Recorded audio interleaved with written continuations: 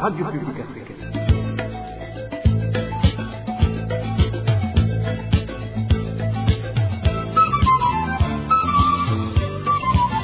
Radio Publique Africaine.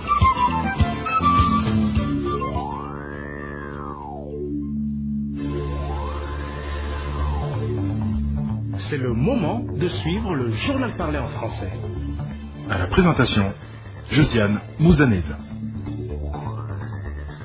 Au sommaire de cette édition, remaniement ministériel depuis ce mardi 5 août. Et pour la première fois dans son histoire, le Burundi a une femme nommée au poste de ministre de la Défense nationale.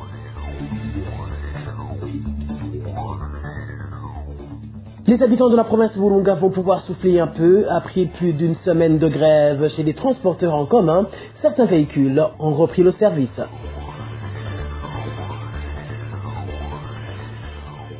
Dans la deuxième partie de ce journal, nous vous présenterons le mini-magazine au cœur de la société. Et aujourd'hui, il sera question de la dégénérescence du phénomène des enfants en situation de rue au nord du pays. Voilà pour les grandes articulations. Dis le bonsoir chez vous, mesdames et messieurs. Tout de suite, le développement de ces titres.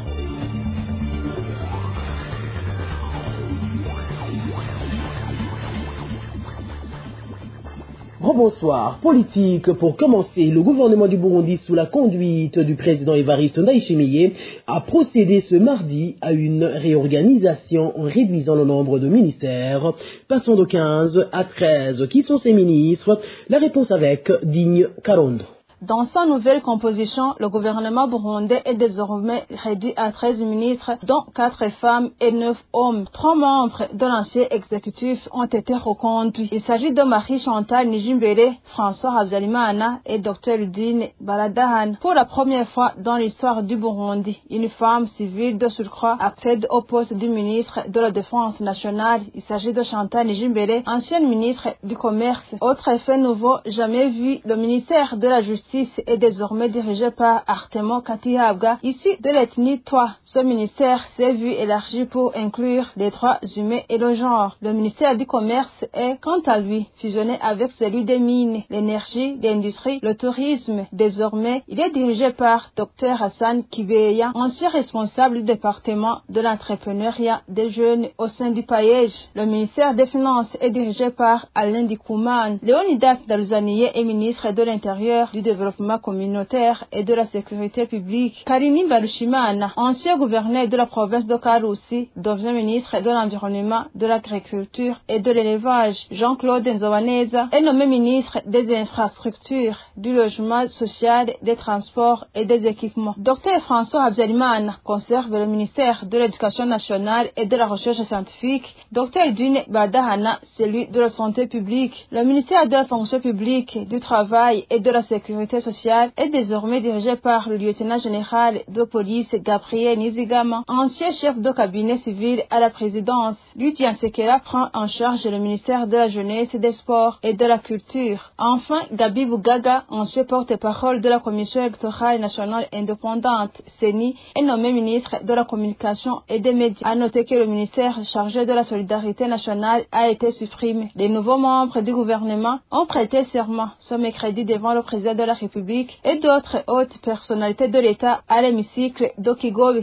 Digne Karondo, le parti Codebu qui s'inspire de l'idéologie de Melchior Ndadaye, estime donc que ce gouvernement formé par le chef de l'État Evariste Ndayishimiye est un gouvernement d'exclusion puisqu'il est entièrement composé de ministres issus du même parti, le CNDD-FDD. Kefami Bidzi, président du Codebu, informe que tout ministre souhaitant bien faire risque de ne pas être apprécié dans ce gouvernement où beaucoup privilégient la défense de leurs intérêts personnels au détriment du développement du pays. Suivez. Au niveau du parti Codebu, nous constatons que le gouvernement qui vient d'être mis en place est un gouvernement qui exclut les formations politiques de l'opposition, et parce qu'il est presque constitué par un seul parti politique, ceux qui se conforment effectivement à l'Assemblée nationale et au Sénat, qui sont monopolisés par un seul parti politique suite aux fraudes massives qui ont caractérisé les élections législatives. Certes, quand on analyse la composition de ce gouvernement, on pourrait avoir l'espoir qu'il pourrait servir à la hauteur des besoins de la population, parce que il est constitué par des personnalités qui ont des acquis suffisantes, voire même de l'expérience en matière de l'administration publique. Et cependant, c'est un gouvernement qui vient dans un système qui est caractérisé par une économie sans précédent, où le développement des Burundais et du Burundi n'est pas les premières préoccupations, à part le discours sans fait à la matière. C'est un système qui met en avant l'enrichissement personnel au détriment du développement du pays. Donc, même celui qui voudrait travailler pour le bien du pays peut ne pas en trouver l'occasion.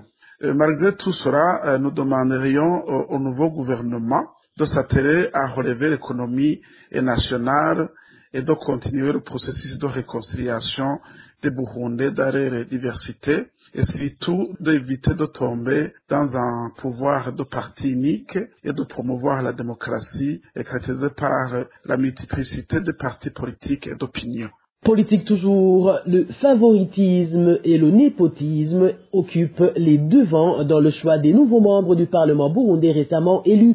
Certains députés proviennent des familles de certains généraux issus du parti CNDD-FDD, tandis que d'autres ont des relations proches avec les dirigeants du pays. Le point avec Walter Cuisir. Nombreux parmi les députés du parti CNDD-FDD qui constituent à lui seul le Parlement burundais sont issus des familles et des ténors de ce même parti. D'ailleurs, la plupart des députés du CNDD-FDD sont des épouses de certains généraux, tandis que d'autres sont très proches de la famille présidentielle. Parmi les cas connus jusqu'à présent, figure d'abord la députée Boussesia Ngedimana, la vice-présidente du président de l'Assemblée nationale, qui est en même temps l'épouse du secrétaire permanent du parti CNDD-FDD. Par la suite, c'est la députée Alice Nitunga, épouse du général Silas Nigurirwa, chef de cabinet militaire à la présidence de la République, la députée Marie Odette Hakizimana, épouse d'Emmanuel Ndaïziga, chef de cabinet du service national de renseignement, la députée Petroni Wuchumi, épouse du général Odas Ndoumoussi, surnommé Goliath, la députée Denise Kamere, épouse du général Alexandre Muyenge, surnommé Manalex, également président de la Fédération de football du Burundi, FFB, et la députée Tantine Chutina Magara, ancienne gouverneure de la province de Makamba, épouse du colonel Domitien Nyonguru, directeur du renseignement intérieur au service national de renseignement. Outre ces noms, d'autres députés siègent également à l'Assemblée nationale parce qu'ils sont proches de la famille présidentielle. C'est le cas du député Valens Kaneza, le frère de la première dame Angeline Ndaïchimiye, ce qui pousse nombre d'observateurs à conclure que le favoritisme et le népotisme ont influencé leur désignation. Une situation qui jette la doute sur la légitimité des décisions à venir de cette Assemblée nationale. Merci à toi Walter Kwizera. Il est regrettable de voir que la nouvelle structure administrative des provinces et des communes du Burundi, au lieu de faciliter la vie des citoyens, est venue la rendre plus compliquée vu qu'ils doivent faire de longs trajets sans moyen de transport pour aller chercher les documents administratifs aux bureaux communaux éloignés. Réaction de l'ancien vice-président du Burundi, Frédéric Bamvuginyumvila, qui souligne que c'est un problème sérieux qui doit être résolu dans les meilleurs délais. Suivez Frédéric Bamvuginyumvila, il est l'ancien vice-président du Burundi. Concernant cette coupure administrative, c'est une décision d'ordre politique, mais ne vient à rien alléger la misère de la population. Je donne l'exemple, si je prends un citoyen qui habite à l'ancien chef-lieu de la commune d'Ashoho, à Moyang, et qu'il est obligé d'aller chercher un papier administratif au chef-lieu de la commune actuelle qui est Butihinda. De Gashoho à Butihinda, c'est une affaire d'environ plus de 10 kilomètres. Le faire à moto, c'est compliqué parce qu'il n'y a pas assez de carburant dans le pays. Et ça devient un problème qui est posé et qui est consécutif justement à cette coupure administrative. La deuxième remarque, c'est juste montrer comment il est aberrant de réduire le nombre de provinces et le nombre de communes à la fois. Pourquoi le faire?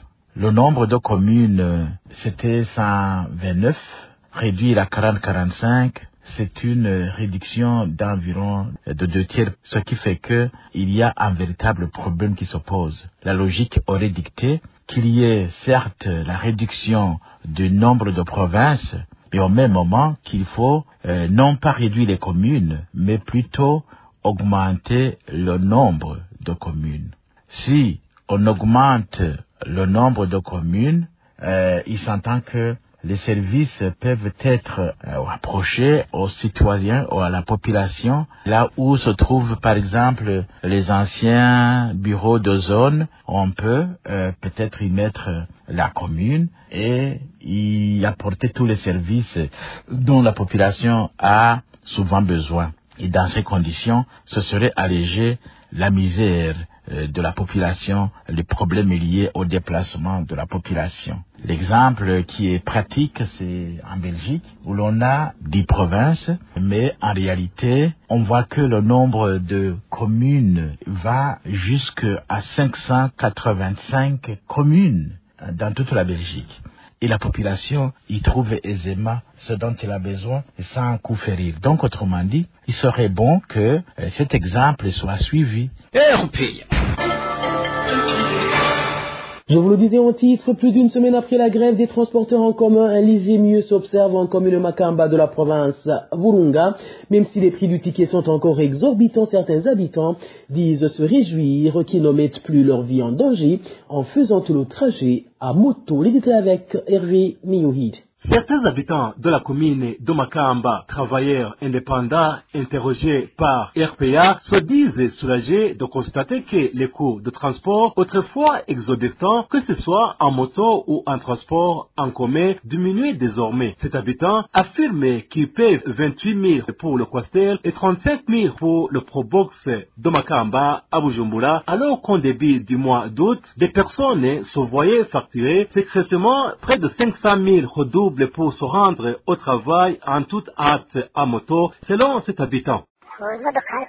D'ici jusqu'à Bujumbura, le ticket est maintenant 28 000 francs avec Quaster, mais avec Probox, c'est 35 000 francs. Le 1er août, c'est remarqué quelque chose d'extraordinaire. Beaucoup ont déjà terminé les congés, comme les militaires, par peur d'être en retard. Ils ont décidé de payer beaucoup des aides à moto à une somme de 500 000. Cela a engendré beaucoup de pertes dans les familles et des mésententes. Cependant, comme notre source continue de le dire, ces citoyens disent que même s'ils sont toujours confrontés à ces problèmes, les prix actuels sont toujours élevés parce qu'ils les payent autrefois à un prix inférieur. Avant ces malheurs, le ticket Makamba à Bujumbura était de 15 000 francs ou 12 000 francs. Avec Quaster, on payait 12 000 francs et 15 000 francs avec Probox. On sous-entend que les choses ne sont pas encore bien ordonnées. Il demande au gouvernement de faire tout son possible pour résoudre le problème du carburant, car de nombreuses difficultés persistent dans la vie quotidienne. Merci à toi Hervé Niyuhid. Et en province, Boutanier, là plus précisément dans la zone Lukecho de la commune Ngozi, l'on déplore un manque criant de boissons Braroudi, et ce depuis un mois. Face à cette pénurie, de nombreux habitants se rabattent sur des boissons de substitution disponibles localement, mais cette consommation de produits non contrôlés suscite de vives inquiétudes parmi la population, notamment sur les risques pour leur santé. Le reportage est signé Eric Nyonzima. Les habitants de la zone Lukecho en commune Ngozi se plaignent de ne plus avoir accès aux besoins de la marque Braroudi. D'après nos sources sur place, cela fait déjà un mois qu'aucune boisson de cette entreprise n'est disponible dans la région. Cette situation pousse de nombreux habitants à se tourner vers des boissons qui pourraient nuire leur santé. Un citoyen témoigne. On vient de passer un mois sans aucun produit de la Braroudi, ni Primus, ni Amstel. Comme conséquence, les gens font recours aux autres boissons appelées Tangawizi, mais nous ne savons pas si ces boissons respectent les normes. Même ceux qui les achetaient auparavant à des prix élevés ne peuvent plus s'en procurer, car de nombreux commerçants sont soit emprisonnés, soit condamnés à des amendes excessive. Il y a la carence des boissons Braoudi. Même ceux qu'on achetait à un prix élevé ne sont plus disponibles car des personnes ont été arrêtées suite à cette hausse des prix. Donc, les commerçants ont peur d'être arrêtés ou de payer des amendes élevées.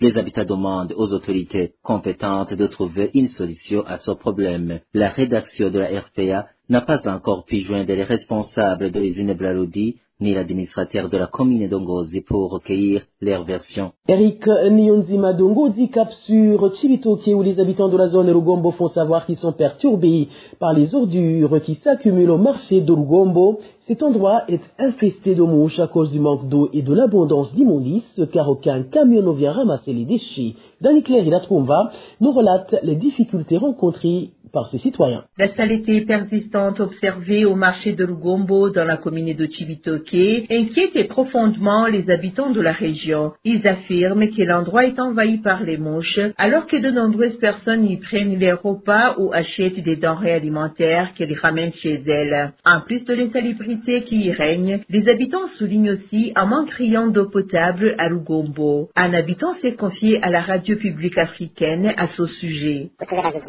Concernant l'hygiène, nous avons constaté qu'au marché de Rugombo, l'hygiène n'est pas bonne et laisse à désirer. C'est en grande partie parce qu'il y a un manque d'eau potable de la Régideuse. Je ne sais pas si c'est à cause de la forte population, mais on y voit constamment des mouches. Elles se trouvent sur les produits vendus et on remarque que même ceux qui ont les restaurants ou les lieux de commerce où l'on mange, comme les pâtisseries où l'eau potable est indispensable. Ces endroits n'ont pas de l'eau propre. Les habitants affirment que la nature des produits vendus au marché entraîne une accumulation de déchets. Ils n'ont jamais bénéficié d'un camion pour évacuer les ordures et les caniveaux sont bouchés, ce qui les affecte énormément. Tu trouves les restes des produits au marché, comme le maïs et le manioc et d'autres. Ensuite, tu constates que les ordures, les herbes et les caniveaux d'évacuation d'eau sont remplis de ces déchets. Ce qui ne cesse d'augmenter. Dans la commune Chibitoke ou la zone de Rugombo, il n'y a pas de véhicule, ou bien ils n'ont pas de véhicule pour venir collecter les ordures issues de ces produits périssables, comme les tomates, les légumes, etc. Tu constates alors que les déchets continuent à s'accumuler chaque jour.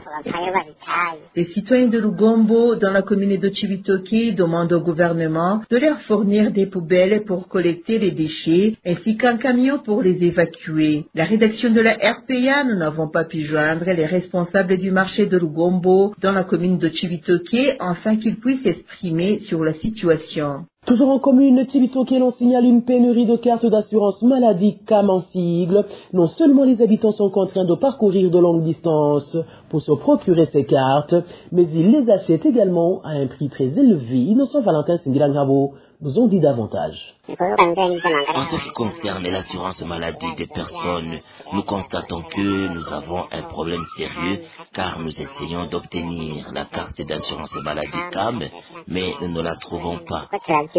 Il s'agit d'un témoignage d'un habitant de la commune de Chibitoke dans la province de Bujumbura qui rapporte qu'ils sont partis depuis plusieurs jours chercher des cartes d'assurance maladie appelées CAM dans différents centres de santé, mais ils reviennent bredouilles.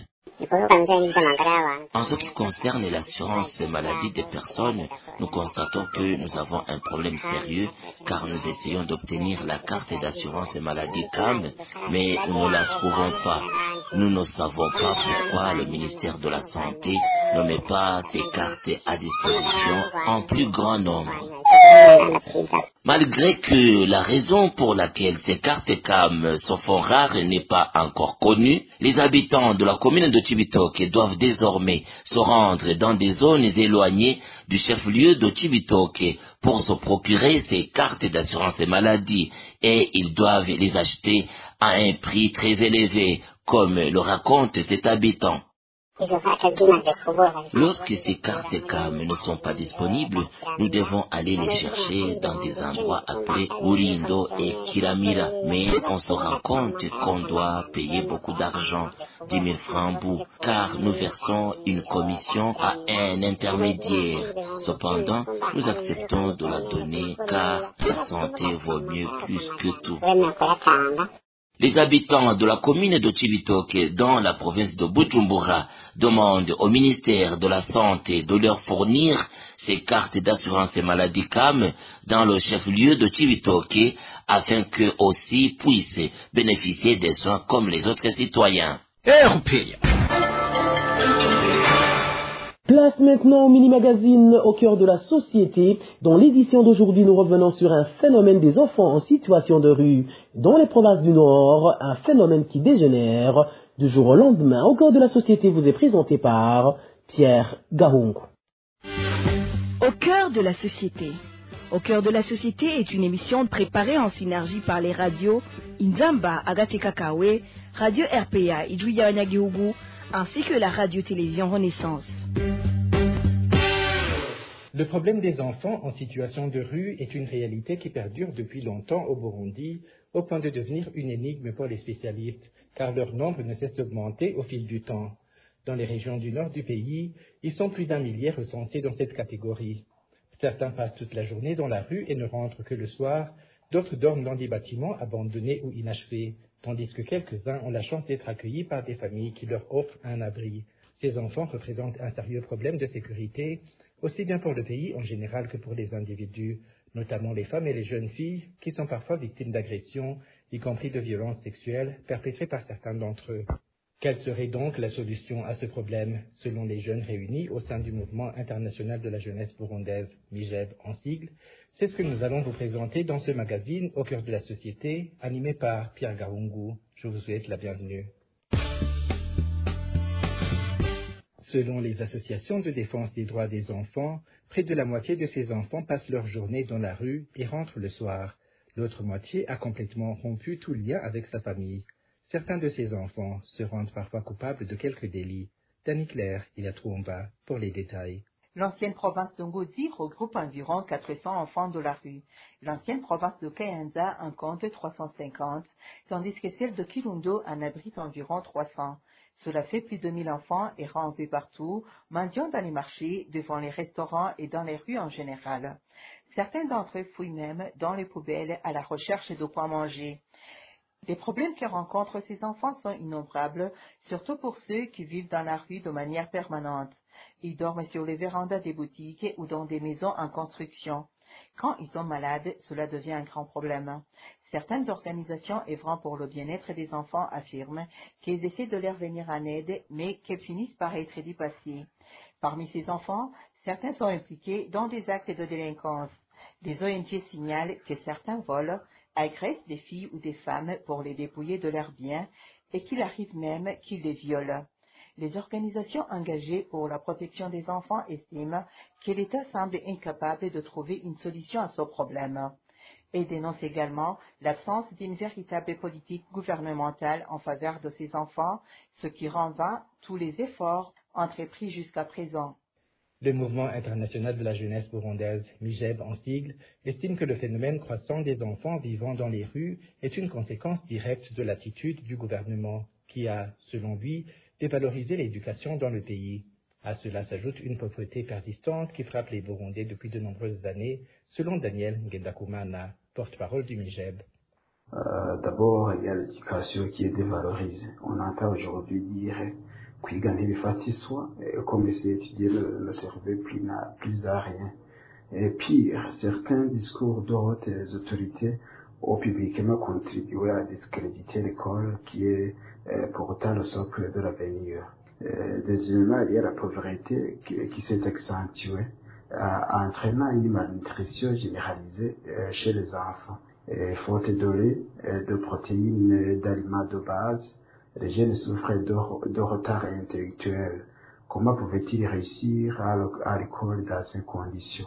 Troisième lié, c'est l'abandon de l'élevage bovin au profit des produits absurdes, comme l'élevage de mouches ou de vers de terre, qui privent les enfants de lait et qui affaiblit les familles rurales et aggrave l'insécurité alimentaire. En quatrième lieu, il y a les valeurs sociales qui se sont effondrées. Autrefois, au moins, un enfant appartenait à toute la communauté. Aujourd'hui, chacun vit dans la méfiance, la violence ou l'indifférence.